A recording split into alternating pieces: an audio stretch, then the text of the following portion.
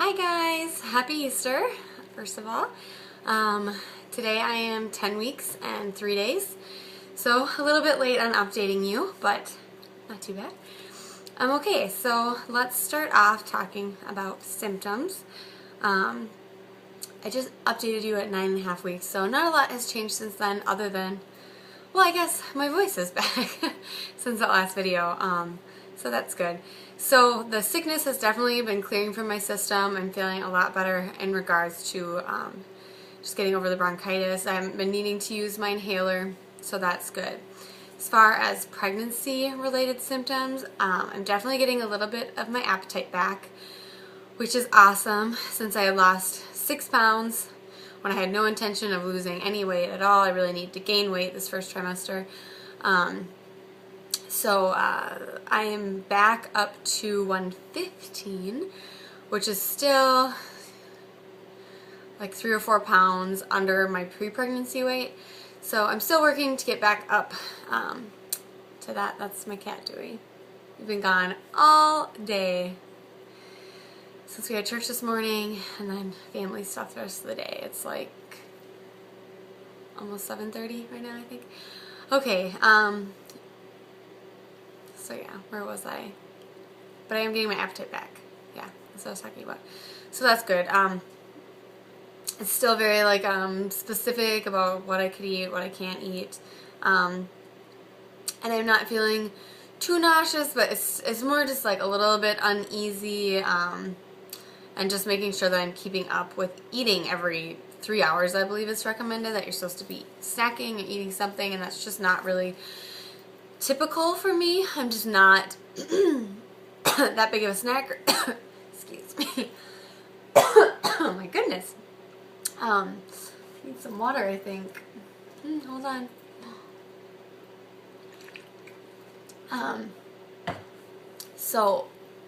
I generally am just kind of like, I eat when I feel hungry, and that's about it. I really try to just listen to my body and take that as my cues for when I need to be eating. So I'm just not really that big of a snacker, so it's been more difficult for me to just be remembering to keep up with my eating, I guess more often than I'm used to. Let's see what else. A lot of low back pain, which I think was stemming a lot from all the dry heaving that I was doing. It seemed almost like my whole body will convulse anytime I start to gag or dry heave, and I feel like my back kind of tighten up, and so I feel like that's where a lot of that pain is stemming from. So it's starting to get better now that I'm not dry heaving as much, but it's there and bothers me a little bit. But I did win a free massage. My friend works at a chiropractic center, and I was in a drawing, and I did win a free massage, so I'll need to set that up so I can have some back pain relief. What else? I have been getting through the night a little bit better without having to go to the restroom.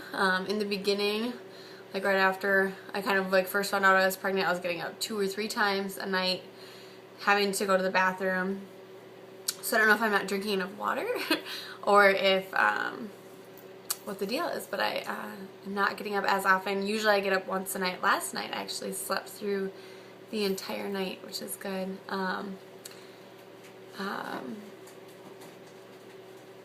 Energy level, definitely pretty tired. It's the weekend right now, but I'd say during the week I come home and take a nap while my husband's making dinner. Thank you, honey. And then usually I eat, and then I might take a nap again. So I have a job where I kind of am running around a little bit more. So I definitely am very exhausted by the end of the day. On the weekend, probably at least 1 nap a day, which is also weird. I'm also not a very, I don't nap very often normally. So that's different. Trying to think of any other symptoms. Not particularly. Other than I've been getting really bad stomach aches because I'm craving dairy and I'm lactose intolerant, and kind of before I was pregnant, I'd say for the last 3 months I hadn't eaten. I had just kind of decided I'm done with dairy. I'm lactose intolerant. I shouldn't be eating this anyway. I'm just done. So I cut out all dairy and was feeling amazing. but now with all these pregnancy changes and not really knowing what I can eat, what's going to make me sick, what's not going to, I've just been trying to like, whenever something sounds okay, I'm just going to eat it because I'm just trying to keep stuff down. And so anyway, that's kind of resulted in me eating a lot more dairy. And even though I'm taking Lactaid pills, it's still just not helping very much. So I'm just having a lot of problems digesting dairy. And so it ends up in me having just horrible stomach aches. You get really gassy. If you're lactose intolerant, you know what I'm talking about. So that's the other issue, which isn't exactly pregnancy related, but kind of. So yeah, I think that might be it for baby or for symptoms. So let's look at baby buys, which were both a surprise for me, which is exciting. So my husband ordered these, and so they just got to come in the mail, and it was really exciting and fun. So well, I guess I'll do the less exciting one first. But he got a 4-pack of Gerber organic onesies, and this is size newborn, so 5 to 8 pounds. So they're just regular onesies, but they're organic. So we're not going to do all organic clothes, but in the beginning, especially the onesies, the things that are coming, you know, in closest contact with their skin and that they're going to be wearing the most often, we are going to try and do organic for that. But we were just having a really hard time. We were planning on doing all organic clothes, but we're having a really hard time finding, especially clothes like in department stores. You can find some stuff online, but it's very, like, your options are extremely limited. So I think we're just gonna just find a good detergent, probably 7th generation, and make sure that you know, we're washing the non-organic clothes with a good quality product to make sure that there aren't any, to get all the chemicals off. Okay, and then the other baby buy, and I'm not sure how much these cost, I guess, because my husband bought them.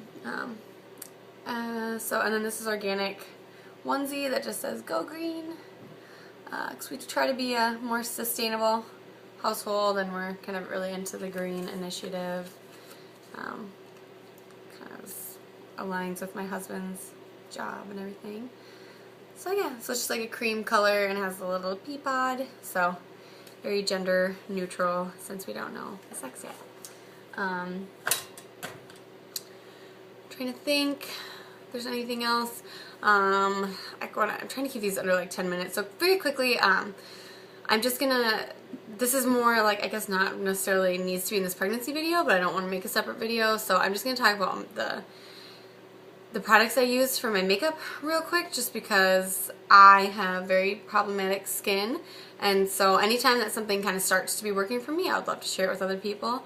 So in addition to the makeup that I'm going to share with you, also, you know, I am on Cleasin right now, which is just an antibacterial lotion that you use twice a day, and that has been working great for me. I still have a few little guys right here, but everywhere else is pretty much completely clearing up. And these are just kind of, you know, on their way out. So, and then I use Fresh Pharmacy. It's just like a bar soap from Lush, and that works great. It's just, it leaves your skin literally like squeaky clean. It leaves no residue on your skin, which is just great because I have very sensitive skin. I was using like a more organic makeup, and it really just wasn't working for me. Not only did it not really cover anything, but it seemed like it was making me break out. So, you know, I think if you can find organic makeup, you know, that's awesome because it's, you know, good for you. But if you can't, I mean, I feel like you know, you can go organic in as many ways as possible, but you still have to do what's going to be right for you and your body. I do not use Bare Minerals or any of the sheer mineral products. I tried those, I would say maybe 3 years ago. I tried both Bare Minerals and Sheer Cover, I think, and both just made me break out like crazy, which is unfortunate because for a lot of people they work amazing, and you know, it is very good for you, it's good for your skin, and it makes you look like you're glowing and they're gorgeous. But I think my pores are just a little bit bigger, and I don't know if like the minerals get like stuck in my pores, but it made me break out horrible, like deep cystic, horrible. So I can't use those, unfortunately. So anyway, I'm just going to share with you very quick. I'm going to go over 10 minutes, but shows you very quick what I use. And so I've been using Clinique, even better. Ooh. Anyway, this is full to moderate or moderate to full coverage. It's great. I use 03 Ivory. It's the color I use. And it looks a little shiny when you put it on, so you do need a powder. And the powder I use is Perfectly Real Compact Makeup. Just opens, and you have the makeup, and then underneath you have the little powder. And so once you put the powder on, it's like makes you nice and matte. And I use shade 106N. I don't know what that is. For blush, I use Clinique as well. It's Iced Lotus. It's kind of a more pinky color. I don't even really know if it's on anymore because it's at the very end of the day. But anyway, so Clinique works for me. Their products are hypoallergenic. It's good for sensitive skin. Whoop. Okay, let's keep trucking along. And the eye stuff, I got this in like a free gift. So anyway, this has like the eyeshadows and the blush. But I just use the kind of beige color, a little pink, a little brown. The eyeliner that I use is HIP L'Oreal Studio Secrets in black that I put on the top, and then a little bit on the bottom, and then the same HIP L'Oreal in gold. I don't know if you can really see, maybe a little bit, but I just put a little bit underneath my eyes. I was watching a makeup tips video, and anyway, it's supposed to kind of like brighten your eyes, so I've been trying that out. And then for the best mascara, I have tried, you know, tons of like Clinique, Dior Show, you know, a lot of other ones. But really, the best one I think is CoverGirl Lash Blast Volume, the orange one. It does run out pretty quickly, but it's the best. And it kind of has, I don't know, you can't really tell, but the brush is a little bit more like plasticky. But anyway, it works amazing. So that's what I use. Oh, and then the lip stuff that I have on is another little combo. It's the lipstick and the gloss. And the lipstick is Raspberry Glaze, and the other stuff is Fireberry, the lip gloss. Okay, so we're way over. So I'm going to get going here real fast and show you the belly.